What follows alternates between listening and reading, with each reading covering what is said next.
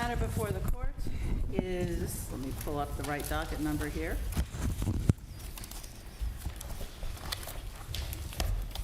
Penobscot 24-248, State of Maine versus Rochelle Gleason. I see counsel are present. I'm assuming ready to proceed. We are being streamed live on the web, both with audio and video. And if counsel would introduce themselves by saying their names for the record, starting with the appellant. Good afternoon, Rory McNamara for the appellant, Rochelle Gleason. Good afternoon, Jason Horn for the State of Maine. Thank you. And Attorney McNamara, if you're ready to proceed, we'd be happy to hear your argument. Thank you. May it please the court, Attorney Horn. The state has conceded non-harmless error. The only question left to discuss is the appropriate remedy. Every principle of forfeiture, or what this court prefers to call waiver, so here I mean failure to preserve an argument, failure to make a factual record to support such an argument, failure to develop a legal argument, both below and in this court, all of those militate in the favor of finding waiver and vacator. This court should write an opinion exactly the way it does when a defense attorney omits to make an argument or develop a factual record.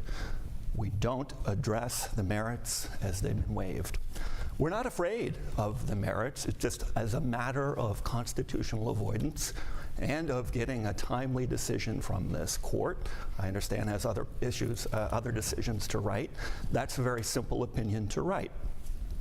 But as to the merits, the Thomas decision, the Mangos decision, both of them demonstrate that these statements are testimonial. They were made in furtherance of a police. Counsel, I see that the green light is on. So you think that this just gets vacated for new trial on the basis of the Confrontation Clause issue? That is one way to put it. The easiest way to put it is the state has waived the argument as to the Confrontation Clause for the reasons I mentioned it. We can certainly discuss the other non-constitutional basis for deciding. But just to be clear, yes. So but it's vacate for new trial. Right. And do you agree that even if we, in other words, say, yeah, they didn't, well, I'll get to that in a moment. But you agree that at a new trial, they get to try again? Right. Okay. And if they are able to establish the appropriate basis for using whichever witness they have, then it goes forward. Correct. It's a do-over. Correct. There's no double jeopardy bar in this situation. Okay. The U.S. Supreme Court, though, said we won't deal with the testimonial issue, and we're going to remand for the state to figure it out first. Right, on those facts presented in Smith v. Arizona, and including saying it quite may very well be possible that the state of Arizona has forfeited, the language they used, that argument there. Why shouldn't we just do it that way then, remand it? Remand it? Well, that's not what this court... Figure out that issue, including, you know, whether they appropriately made a record in the trial court. Because it's not what this court does when an attorney has neglected to make a record and an argument. And you're arguing that it was both failure to make a record in the trial court and an adequate argument or record here in this court. Correct. That's right. Can I turn to the other issue? Y'all can jump in if you want. I'm happy to talk. Before you jump, can I just ask you? Yes. And you have a preference on which avenue we take on the remand?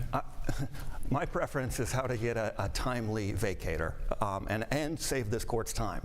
Judicial resources are very strained right now. Simply writing a decision that the state waived that argument, they've conceded it can't be harmless, and they've conceded an error as to the one of the two Confrontation Clause prongs, and they've waived the rest. Could be done in an afternoon. An alternative approach would be we would take a look at the record here and say, wow, okay, this is a referral by the state's attorney for the purpose of a prosecution sent to a forensic examiner who made certain decisions, who didn't testify at trial. We, meaning this court, says, but testimonial, right, and send it back on that basis. But you don't have a preference as to which avenue as long as it goes back? Not as I represent Rochelle Gleason. I understand the value of having decisions in terms of guidance to judges, including when this case will go back on remand for a vacator. Certainly that guidance would be important to have. But I do think that it's probably already covered by the recent Thomas decision, or very close to that, where it might not be Have you ever something been that's asked needed. before, which way would you like to win? No, I haven't. I'm not used to that position. Usually the opposite of that. All right, on to Enjoy other- it. on to- Yeah, I am, but the one-time deal, right?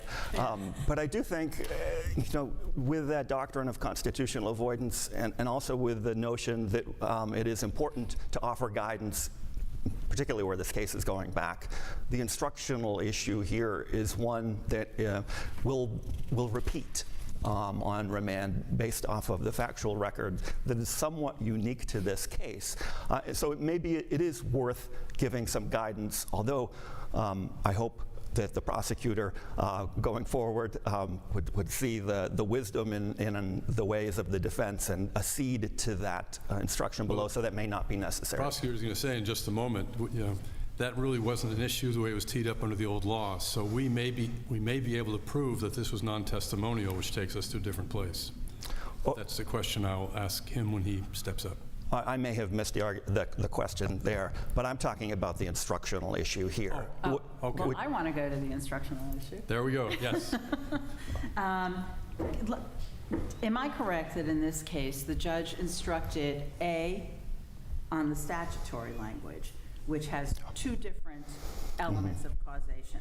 In other words, the statute does specifically say that death is in fact caused by the use of one or more scheduled drugs. And two, that the scheduled drug trafficked by the defendant is a contributing factor to the death, right? Correct. So those are the statutory bases, And the yes. judge instructed on that. Yes. And then added in an instruction under 33 sub 1, which is the but for, right? That's right. The death would not have occurred but for the conduct of the defendant, right? That's right. But denied the request to instruct under sub 2. Yes. If I agreed with you that it deserved, if you're going to give a causation instruction, it deserved a concurrent causation, do you agree that the judge, if he had stopped and not given sub 1, it would have been sufficient to simply instruct on the two elements on the statute? No, I don't. And I think there are two reasons primarily why that is so. The standard that would have left the jurors to decide, and this is a difficult statute to talk about, but the first part of the statutory basis that you mentioned is in fact caused the death.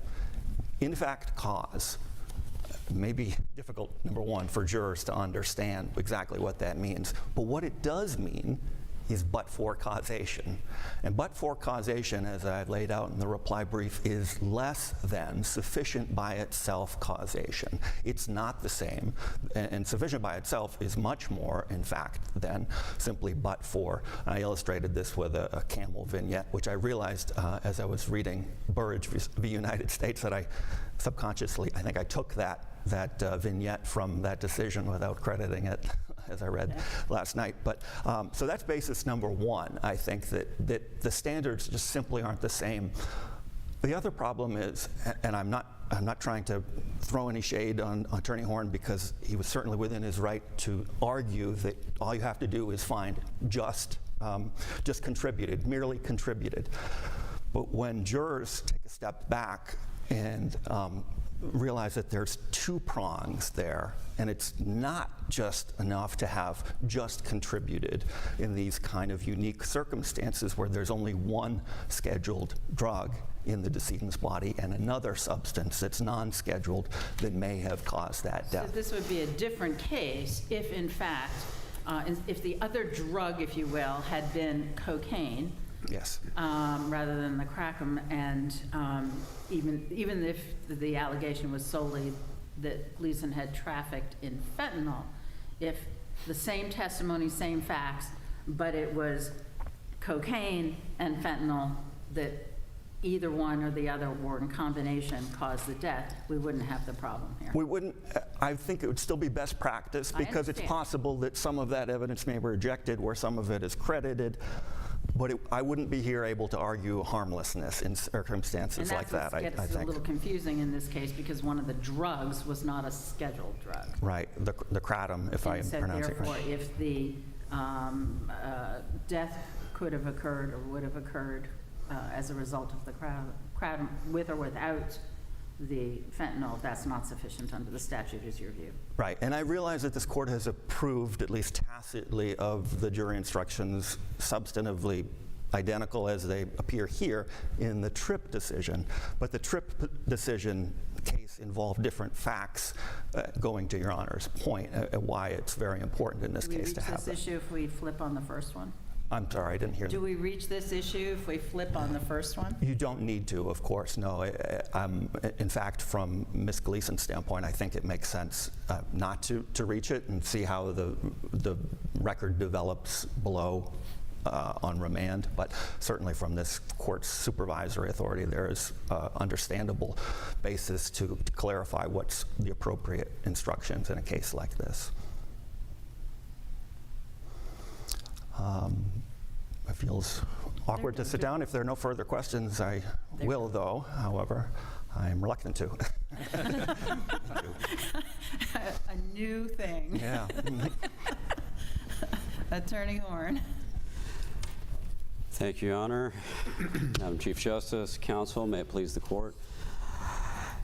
So this is a fast-moving area of the law as the first point of error. It's really unambiguous that in the court below, neither side developed the issue of whether it was or was not testimonial at that point, because everything was decided purely on the long-standing case law from Mercier as to it not being for the truth of the matter asserted.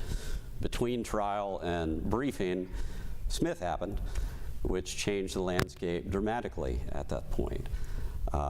That's why the state has taken the position that it makes the most sense to remand this for further proceedings as to whether or not it was testimonial, exactly like they did in Smith and exactly like what was done in Clifton here. However, the fact that Clifton Thomas came out last week further wrinkles the equation even more so than at the point that briefs were submitted, because now this court actually has taken up the issue of testimoniality to an extent in the aftermath of Smith.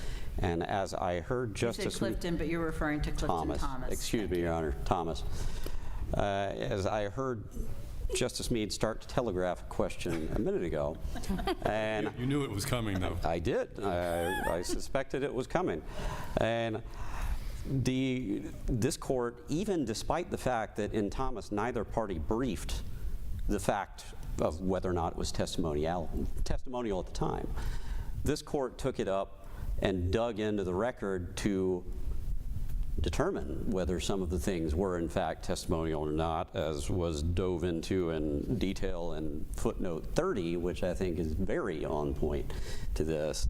And so I think the court is likewise within its rights to do exactly what it did in Thomas and dig into the facts to determine whether or not it is testimonial. In fact, I think you would find trial transcript 462 to 466 very distinctly on point, where it is clear that unlike in Thomas, everything that the toxicologist testified to was read directly from the computer and was the output of chromatographs from the instrument. There is no additional factor of did somebody physically weigh it for testimonial purposes. That's not in play here, because this is purely a blood analysis that was fed in through an instrument, and that toxicologist testimony was subject to cross-examination about the fact that she was not the person that physically put it on the instruments and that sort of thing. That was fair game at trial. So if the court wanted to go there, it still could. I see the green light is on. When you said remand for further proceedings, we have a conviction.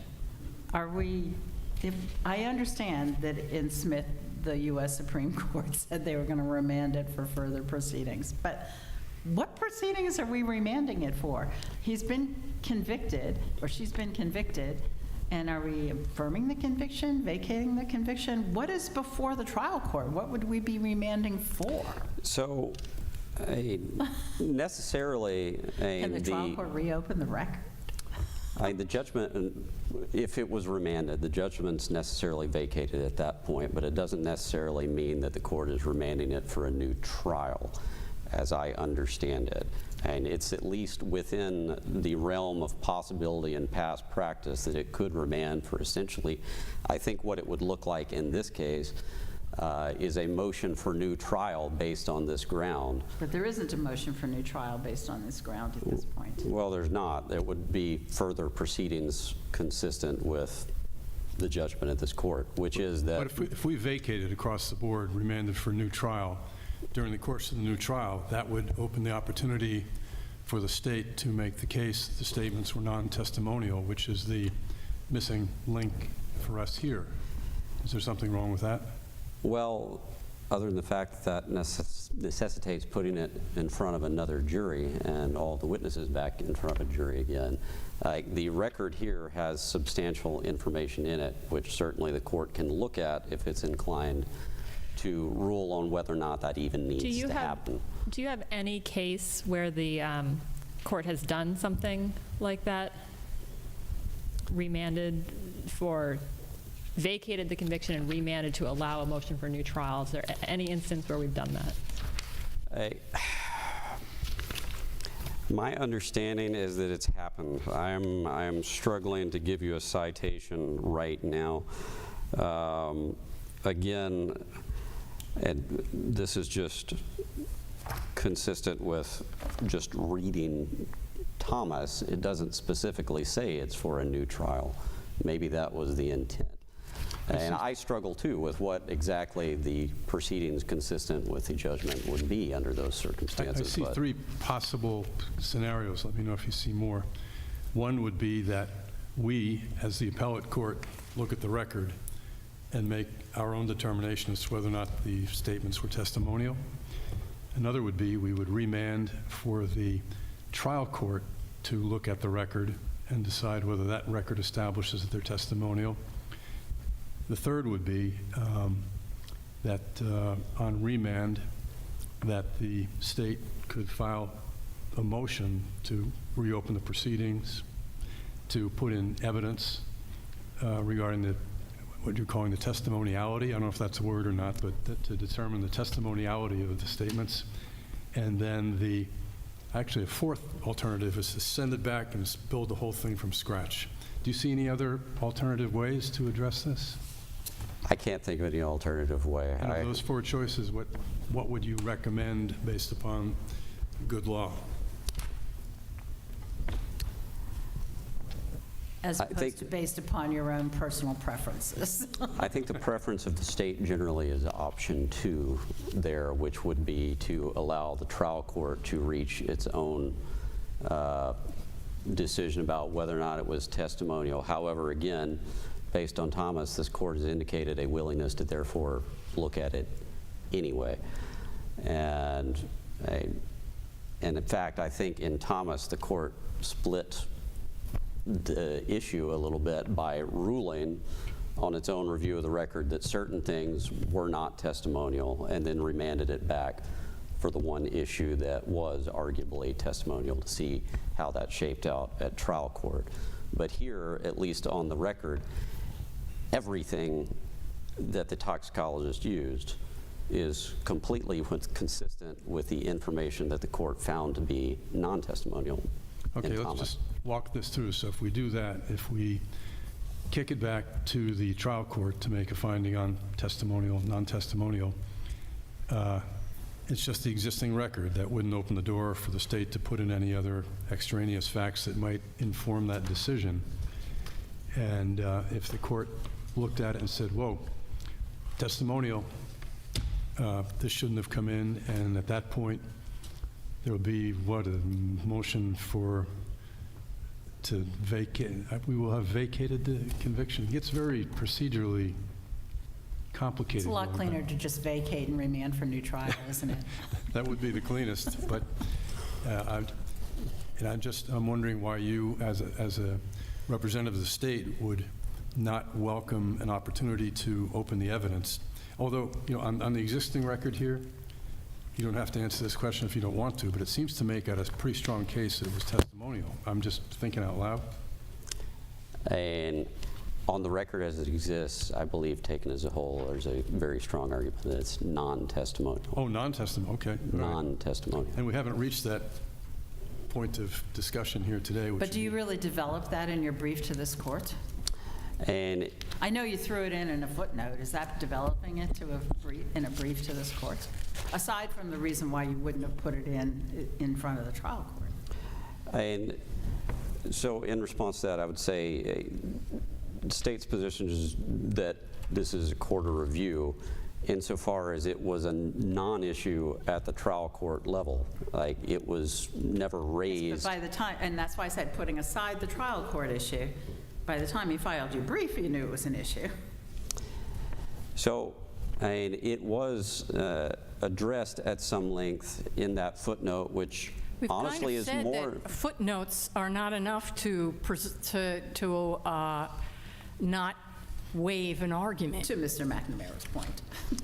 And again, preservation generally deals with whether or not an issue was preserved at the trial court for appellate review in the first place. I think we've said many times, and perhaps Mr. McNamara can voice an endorsement of this, that when the other side just drops an argument in a footnote on appeal, we say, not developed. Why shouldn't we say the same thing for the prosecutor? Because this court did quite the opposite in Clifton Thomas.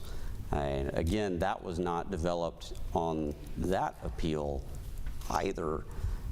Yet, notwithstanding that, the court took it up and decided to remand it for further proceedings as to that particular issue. I'm at a little bit of a disadvantage when it comes to Thomas, since I wasn't on the panel for that one.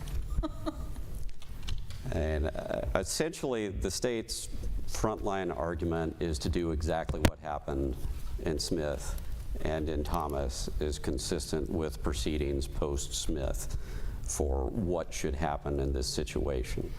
And as a fallback position to do exactly what it did in Thomas and to review the record wherein I believe the court would find in the transcript in the specifically dealing with the motion as to whether or not Deisher would be allowed to testify, which was ultimately decided on the Mercier law, and ample information to show that it was non-testimonial. What if we did that? What if we dug into it and there is some evidence in the record that would strongly suggest testimonial, and we have the things you identify in your footnote for non-testimonial. So what standard would you use to weigh those two evidentiary bodies? At that point, Kind of sounds like what a trial judge would do, right? it does, which would go back to what happened in Smith and Thomas to just kick it back to the trial judge to make that determination. Can I if go to the necessary. causation issue? In this case, the statute, sub K, requires the proof beyond a reasonable doubt that the death was in fact caused by the use of one or more scheduled drugs. So Yes. the death has to, in this case, on these facts, what we're talking about is that means it must have been caused by the fentanyl, right? Correct. And yet you explicitly argued, despite the request for the concurrent cause instruction and objecting to that, explicitly argued, could have been caused by the cracking. If you're talking about in the closing argument, I would not be the first prosecutor or attorney in the world to make a verbal misstep in the heat of closing But argument. doesn't that really doesn't look highlight great. the importance of the concurrent causation here? In other words, there really were two standards of causation here. And as I said to Mr. McNamara, obviously, if the death had been a combination of fentanyl and cocaine, it may not have mattered, but crackum's not a scheduled drug. I agree that it is a distinction, but, and I think this goes back to our point about Section 33 generally, that it starts out the language of the section with unless otherwise provided, suggesting. And the statute does otherwise provide. Yes, the ag trafficking statute otherwise provides. And I don't think you get to that specific instruction that was requested if you have an alternative causation But the standard in otherwise statute. provided is in subsection 1, and that's the instruction that was given. In other words, the but-for causation. It's not as a preference to subsection 2 in cases in which concurrent causation is generated. And you agree that based on the expert testimony, you have to agree that the issue of whether Crackham was one of the causes, might have caused the death, that the issue of concurrent causation was generated in this case, wasn't it? I don't believe it was generated insofar as it also still has to be a reasonable hypothesis on the record that was presented. And the specific facts that were in the record would tend to suggest otherwise. But again, I don't... Certainly one could find otherwise, but weren't the facts in the record that there could be what is essentially a lethal dose of both the fentanyl and the Crackham in the system? I believe that testimony was qualified, but yes, there is, that was at least in the record. Doesn't that generate the issue of whether by itself the fentanyl was enough? Possibly, but that presupposes that 1 is not a prerequisite to 2. We're not agreeing that the trial court was right in even giving the 33-1 instruction. So if you read that statute... So it sounds like what you would go with what I said. If he had just given the language of the statute without mucking about with it, it might have been okay. I don't think we'd necessarily be having the exact same argument. So I don't think the trial court was right insofar as it gave a piece of it, because... Finish your answer. Because clearly, and the legislative history indicates it too, the order in which they were enacted, the specific intent of the revised causation statute for aggravated trafficking was to supplant or replace, give an alternate causation standard. Thank you.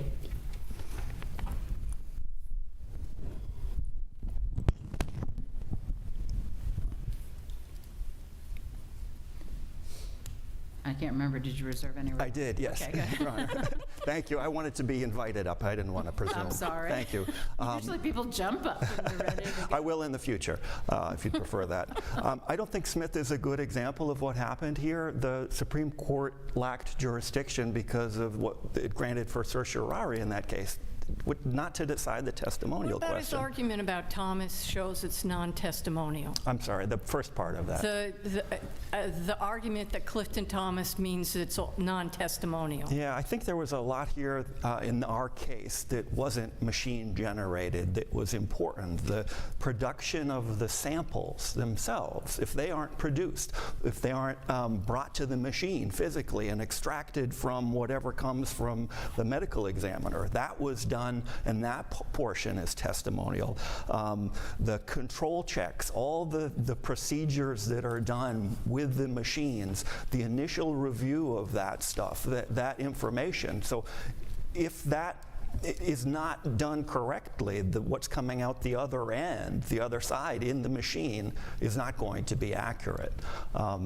Back to my point about Smith, it's a forfeiture or waiver is a state law question. It's a question of law that this court is uniquely positioned to decide.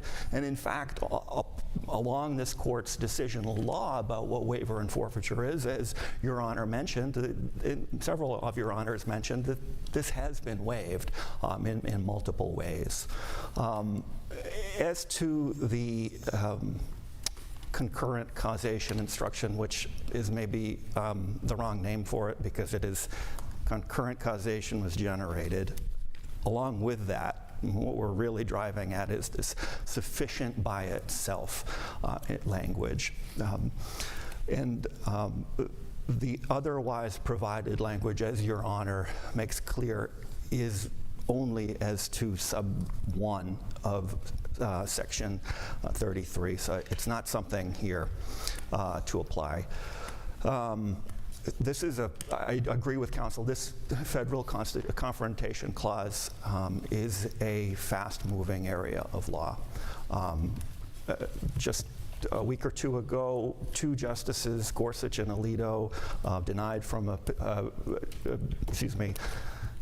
dissented from denial of cert in a case that is discussing whether the primary purpose test, what it even means, whether it's appropriate under the Sixth Amendment.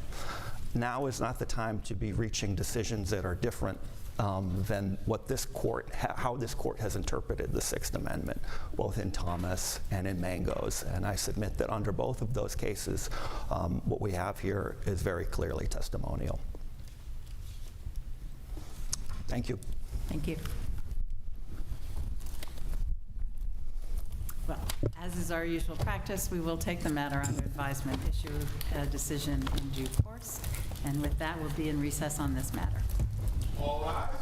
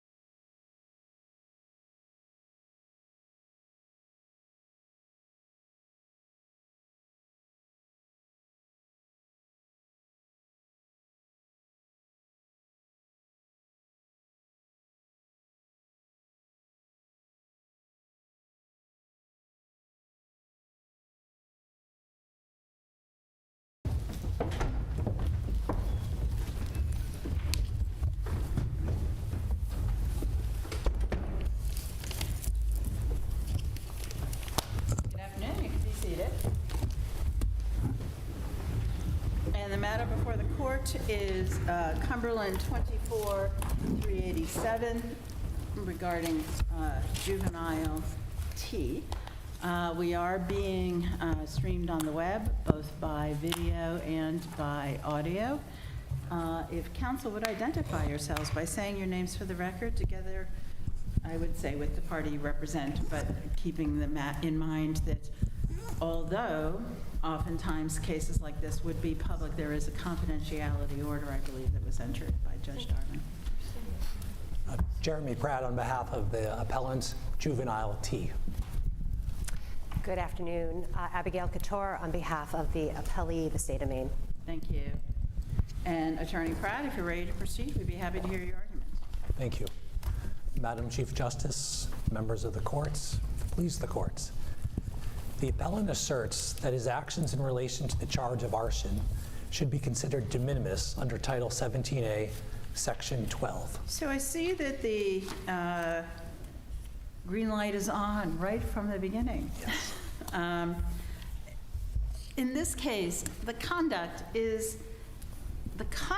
not the results, but the conduct wasn't really de minimis, was it? I mean, he was throwing Molotov cocktails. And although it could have been much worse, and the results maybe were not as anywhere near as terrible as they could have been, maybe as minimal as they could have been given the charge, the conduct wasn't minimal, was it? Well, I actually think it is fairly minimal, and that it would survive the de minimis test for how insignificant. So if he had thrown the Molotov cocktail into a building or a car and it had caught on fire, would that be de minimis? No, but it's the same conduct. it is not. As the court has said previously, that what is important are the specific facts, the specific case. He had a Molotov cocktail, true, but he was in an area where there were no cars, no buildings, nothing to set on fire. It was as responsible as one could behave while having a Molotov cocktail, which I can tell by Your Honor's raised eyebrow that you have some questions about that. But doing things that are... I'm not a good poker face. doing things that have some element of risk or adventure to it does not automatically make it reckless. People can take steps to minimize that. Well, let's talk about standard of review. Yes. De minimis is about as deferential an abuse of discretion standard that we apply, isn't it? Whenever, except in Carter, is there a situation, and I think one example that authorities use is spitting gum on a sidewalk. I mean, it's got to be very extraordinary and a very deferential standard that we give to the trial court's decision, isn't it? That's certainly true. It's deferential, but it's not they can do anything, as Your Honor well knows from, I believe that was your case, if I recall correctly. So the potential damage and harm from a Molotov cocktail, that kind of makes it so perhaps we should move on to your next argument. Oh, I'm happy to focus on whatever Your Honor wishes, so I'm happy to do so. I thought that was... Did she raise her eyebrow too? No, she... Well, I'll throw, isn't having a Molotov cocktail in and of itself somewhat antisocial behavior that would merit some concern on the court's part? I think it could merit some concern, but I don't think that rises to the level of criminal activity. But it might put it above de minimis. I'm sorry? It might put it above being a de minimis offense. I don't think it does, because again, he took as money responsible steps as one could in light of what he was... In light of engaging in an irresponsible activity. Well, I think that you can have a Molotov cocktail and it not be automatically deemed inappropriate. I mean, again... What would be an appropriate use of a Molotov cocktail?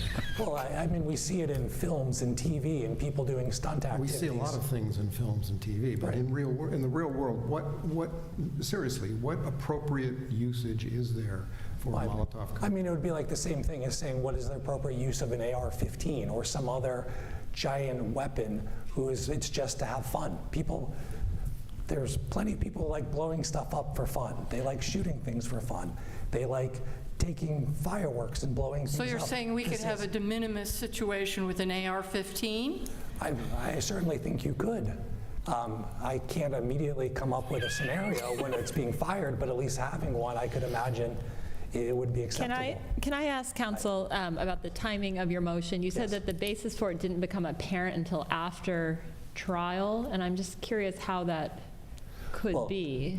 Well, the court itself was confused as to what video they were using to try to prove the arson case. The judge specifically says, can you point out to me, this is on trial transcript 85 from June 25th.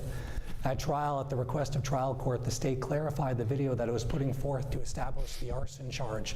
If the court was confused as to what was happening, I think it's reasonable that the defense was confused as well. Let me just ask one other thing, which may be off point, but to the extent that this was a juvenile who had juvenile offenses pending as of the time he engaged in the use of the Molotov cocktail, could the court have taken that into consideration as well in terms of determining this was not de minimis? I don't think that would be appropriate, a pending charge as opposed to one where there's been a conviction or a finding of fact. I would say no, that would not be appropriate. for the Even if it court. was on conditions of release at that point? Or I don't think that would be appropriate because I don't think that would inform whether or not the person was acting in a way that was reckless or not. But you circle back to the lack of the lack of results or what actually happened here, which was pretty much nothing. Yes. But I'll suggest that the focus should be on the conduct itself. You've heard that already. And the conduct, just generically speaking, was this individual operated a homemade, improvised, explosive incendiary device, which by its nature is a dangerous thing to do in the first place. The judge here found that it was not trivial. It was not within the scope of what people ordinarily do. How can we say that that is an abuse of discretion for the judge to have looked at it like we're looking at it and probably had some of the same sentiments that we're expressing here? How does that arise to the level of abuse of discretion? Well, because I think the court also acknowledges that it is de minimis in a way. And I'm quoting here, the court acknowledged that the facts as established at trial would ordinarily not justify the filing of a Class A felony. I think that the court says that under normal circumstances. But that's an issue of prosecutorial discretion, isn't it, what the charge is? We, as judges, we often see cases where we kind of might raise an eyebrow and say, really? You felt the need to charge such a serious thing? But it is within the language. I think that when a judge says that, that suggests that there's at least a path towards de But it minimis. doesn't matter for But he- juvenile since the authorized sentence is the same regardless. I'm sorry, I didn't.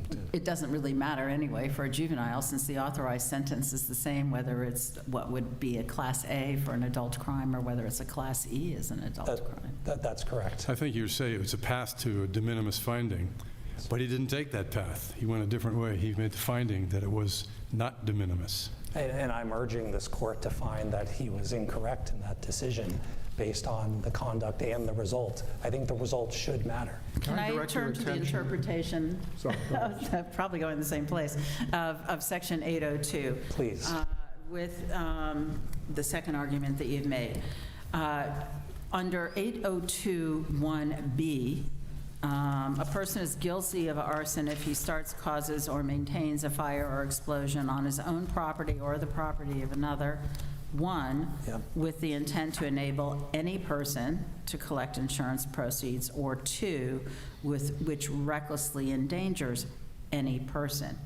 I understand that you are urging us to find that any person in sub 2 can't include the juvenile, whereas in sub 1, mustn't it include the juvenile collecting proceeds? I know he wasn't charged under one, but you're really asking us, aren't you, to give two different definitions to the term any person? I think I can understand why Your Honor would think that any person in that sentence needs to be including the actor. However, it's our position that in the other criminal statutes, particularly robbery and criminal threatening, where that same language is used, any person, it would not make logical sense to include the actor. And that But those are some statutes where you literally kind of can't. This is not true here. I mean, in this case, I think you would concede that he endangered himself. Your question is whether that fits under the statute, right? Yes. But my concern is we've got the same word or phrase, any person, in sub 1 and in sub 2. And do you agree that in sub 1, it wouldn't make any sense to exclude the actor? Unfortunately, I must concede that. I would be doing a disservice, I think, to myself and to you if I were to stand here and make an I absurd expected argument. that concession. I don't expect that disservice. But then you end up with the same language in sub 2, and it seems, I mean, is there a situation you can think of where in the same statute we've given the same term a different meaning? No, what I think the court should do is find the meaning that is consistent with the other two statutes, the robbery and criminal threatening, and then essentially urge the legislature to clean up the language in sub 1 to make it clear that any person includes the actor, and that the ambiguity between the arson statute, or the conflict, the tension is the better word, between the arson statute, any person, and the robbery and criminal threatening means that there's a tension and ambiguity, and that ambiguity should be resolved. Well, that's my question. Is the term ambiguous? No, good. Right, I mean, just following up on that, any person, it's plain language, it's any person as opposed to another person, any other person. I mean, why should we find this to be ambiguous? Again, because in the statute for robbery and criminal threatening, the use of any person would not logically make sense to include the actor. And if in that term they mean any other person, it doesn't just mean any person, because in that instance it doesn't mean any person, it means any person except for the actor. But in those cases, I mean, you really can't rob yourself or assault yourself, but you can set yourself on fire. And what I'm attempting to argue is that it should not include the actor based on those other statutes. Counsel, didn't we interpret the phrase "any person" in the Bale versus Ryder case? I know it's a different statute. Yes. But it's the same phrase, and we were pretty clear that any person meant any person. I know it was referring to a third party there, but the court's interpretation was somewhat broad. I agree, it has been, and I hate to sound like I'm just repeating myself over and over. Isn't the real problem here is they got rid of the degrees, so it's a Class A, Yes. and so what you're saying is you have to read that into interpreting the statute as a whole, and it seems like to call it a Class A when it's doing it to yourself, whether you call it de minimis or you say, let's construe the statute, you're saying you don't really think that's what the legislature was intending, to make it a Class A if all you're doing is burning your sleeve. Yes, and in fact, there is legislative history to support that, which I cite in the brief, which is when an assistant attorney general wrote a letter to the legislature saying, hey, the arson Class A is very overbroad as it's written. Does it supposed to include everything, no matter how minimal? Then he goes on to say, but hopefully, or to the effect that the de minimis statute should take care of this. And that's what we're urging this court to do, which is what that assistant attorney general wrote to the legislature. But it's really what you're complaining about is that there are no degrees. Like if this was a Class E, would we really be having this conversation? Probably not. But the fact is he's been convicted of a Class A arson when there is essentially no injury, no property damage, and nothing else. Thank you. Thank you, counsel. Attorney Couture.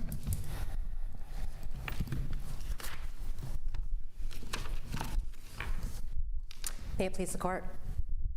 These are two images that are still shots captured from the 1-minute, 16-second video of the arson that was admitted at the trial.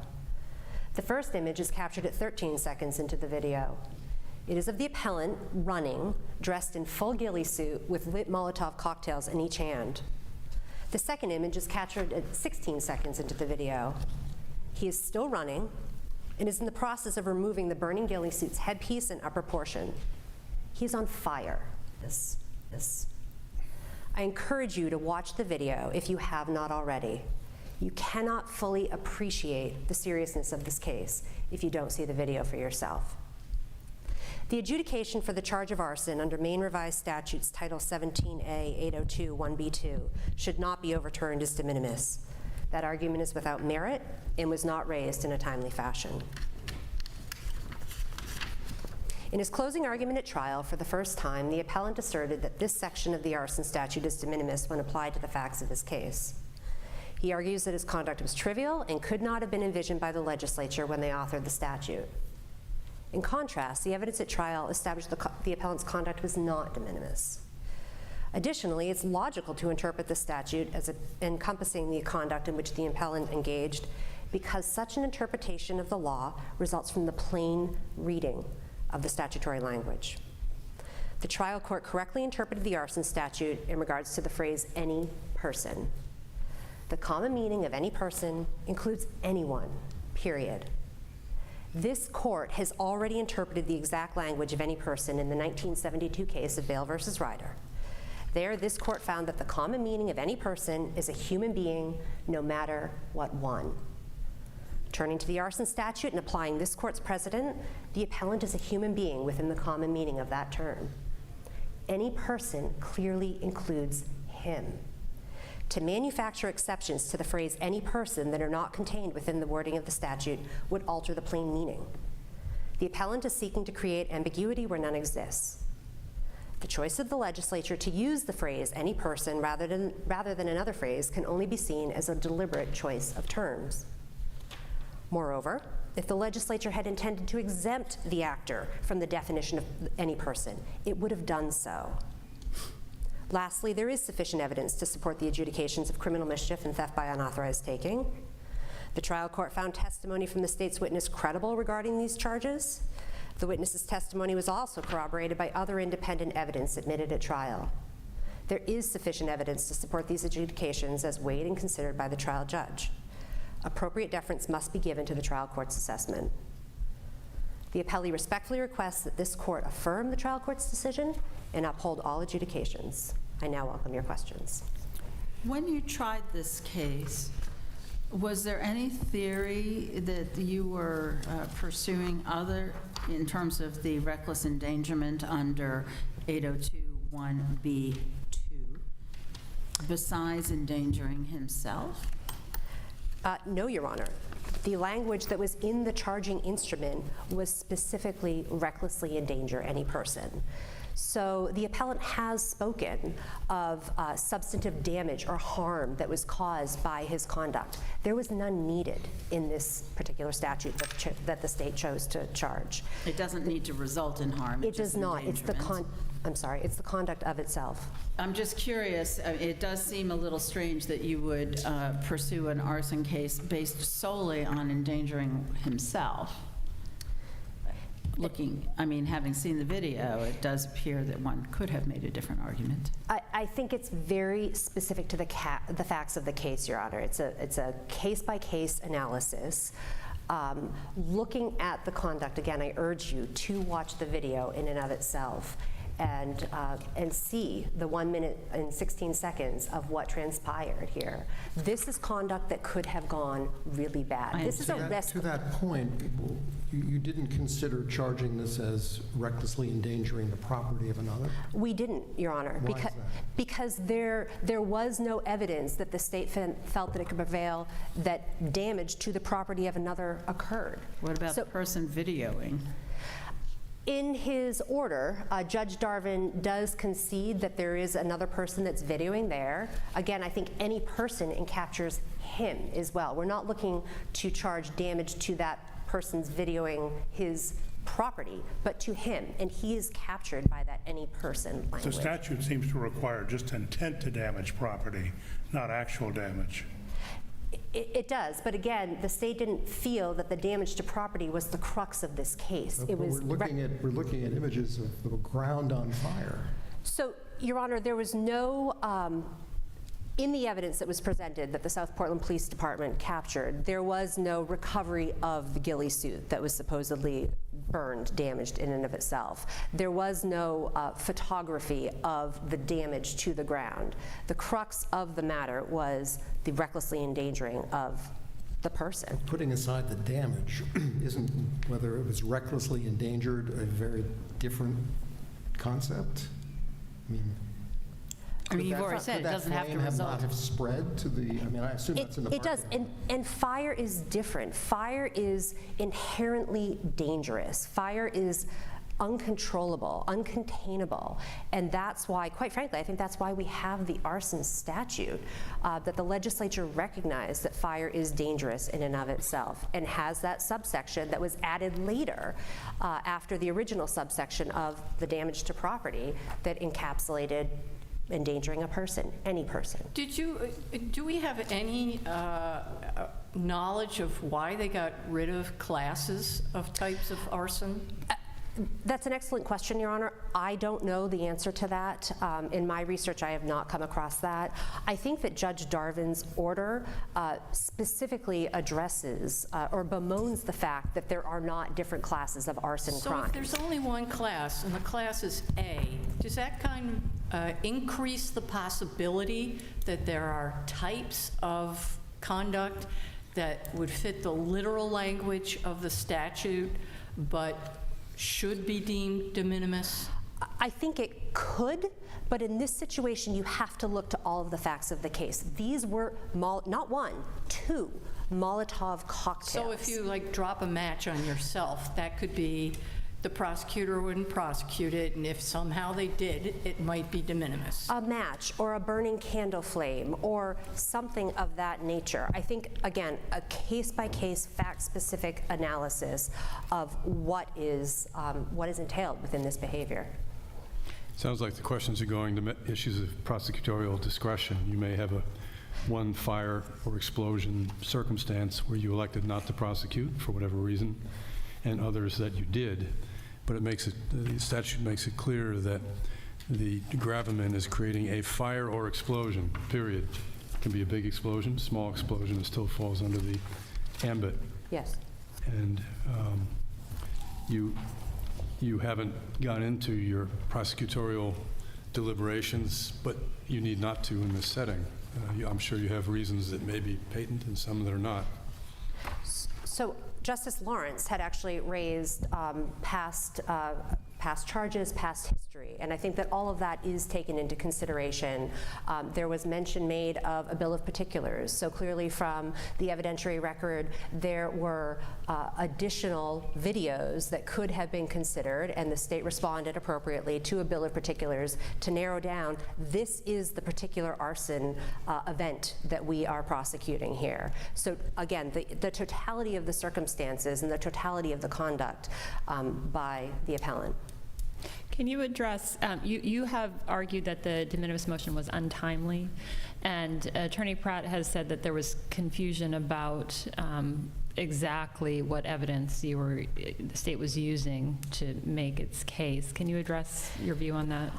I can, Your Honor. So the evidence that was presented at trial was available as part of discovery to the defendant at that time. There was a question as to the state's response in why this de minimis motion was raised at closing, quite frankly, when the evidentiary record had wrapped up and the state was not able to address any other evidence that it could have put in. The filing of a de minimis motion, to the state's understanding, is after the dispositional conference. There was no such filing at that time. The filing of the bill of particulars and the state's response arguably could have triggered a later filing of a de minimis motion. It was not filed at that time. The Maine Rule of Criminal Procedure further goes on to say that any time before trial, that the de minimis motion may be filed. There was no de minimis motion that was filed on that timeline, and it's questionable to the state as to why it was only at the close of the evidentiary record, when the video that was in evidence, it was at that point that it became clear to the juvenile that this was somehow questionable. But aren't there some situations where you're just not going to know until all the evidence is in whether there's a viable de minimis argument? And isn't it a factual question? How do you do it by motion without having a hearing on the facts? I suppose that there could be situations, but this is the video that's in question. There was no question which video was going to be used. And the 1 minute, 16 seconds that, quite frankly, the appellant had engaged in, he So the knew state wasn't prejudiced in any way by the timing of the motion, was it? Quite frankly, Your Honor, if the state had known that a de minimis motion was coming, there would have been introduction of other evidence. Some of these other videos that I've alluded to that would have been, the state would have attempted to admit into evidence in support of the defense of its de minimis claim. So there's evidence that you would have submitted to fight a de minimis, but not to support your claim? I think that was not relevant to the facts of the case at trial, specifically this arson video, but to show the totality of the circumstances and all of the conduct of the juvenile. So you're saying when somebody wants to do a de minimis argument, you might be able to produce evidence at trial that ordinarily wouldn't be admissible? Well, to be clear, this is evidence that is part of discovery. So this is evidence that would have gone to the decision on the de minimis motion. But other conduct of the juvenile doesn't go into, or of any person, doesn't go into the de minimis decision, does it? I mean, the question is whether the conduct that is charged is within customary license or tolerance, did not actually cause or threaten the harm sought to be prevented, et cetera. But it's not, I mean, if you can meet those standards based on the conduct charged, what does it matter what you may have done on another occasion? I mean, it could be like, 50 other convictions, but it doesn't matter. I think that it does, Your Honor, because it goes to the juvenile's conduct, the juvenile's past actions. I think that these are all very relevant. So we can talk about the juvenile's conduct, sort of, and their character, and acted in conformity and all that when we start talking about de minimis, even though that would be absolutely improper to consider as to whether or not the person had committed the offense. I think with regards to, again, the facts and circumstances of all of these actions of the juvenile defendant, yes. I think Section 12, the de minimis defense, is a little different than your typical motion to suppress, motion to dismiss. It reads quite differently. And if you take a look at State versus Labby, I believe we said in State versus Labby that it was not subject to timing restrictions, and it could be brought later in the proceeding, even at or after trial, depending upon what comes in the evidence. So I would urge you to take a look at that. Thank you. If obviously a defendant typically knows what they did and what they expect the evidence to be, but if hypothetically not this case, the case comes to trial, state puts on tiny little evidence, it just really doesn't cover it all. Defendant's kind of taken back saying, wow, okay, that you stuck with the four corners of your evidence, you didn't put in your good stuff. At that point, a de minimis motion would be entirely in order, wouldn't it? I think it would in that circumstance, yes.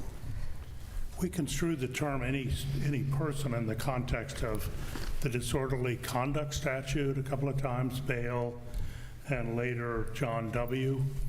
And that statute, by definition,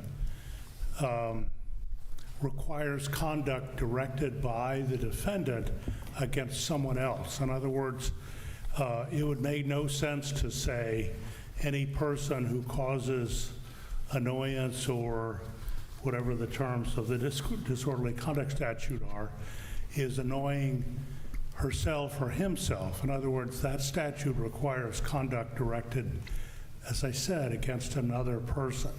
Why shouldn't we interpret the arson statute, which uses the same term, any person, the same way? In other words, requiring conduct directed against some other person.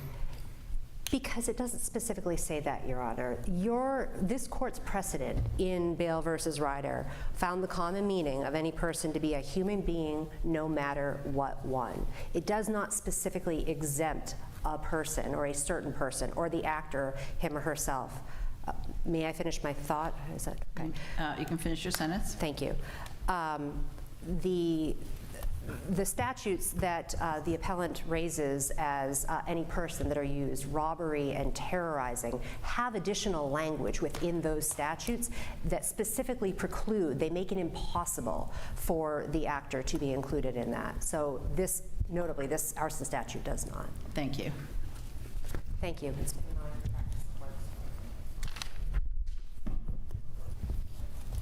Attorney Pratt? If I could just briefly address the timeliness issue a little bit more and pick up on the thread that Justice Connors mentioned. I have brought before this court numerous times appeals based on late discovery being provided. And this court has repeatedly said that the standard isn't whether or not the discovery is late, but what prejudice does the defendant face.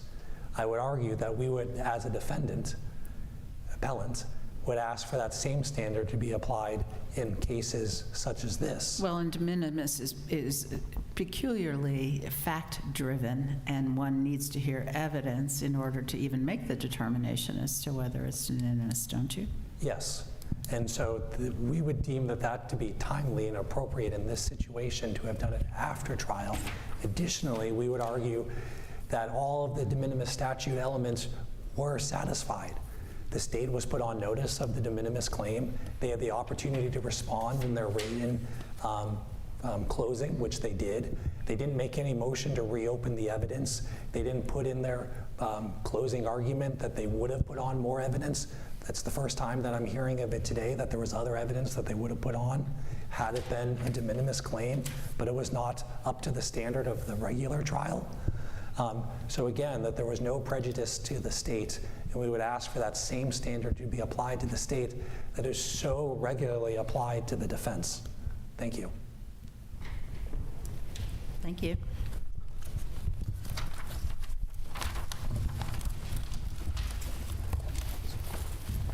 As we typically do, we will take this matter under advisement and issue a written decision in due course. I understand that Attorney Couture, that this is your first appearance before this court. It is our tradition to invite counsel back to chambers to take the greetings of the court. All rise. All persons having anything further to do before the Honorable Justices of the Supreme Judicial Court, sitting in the law court, may hence depart and give their attendance here at 9:50 a.m. tomorrow morning, as this court now stands adjourned. God save the state of Maine and this honorable court.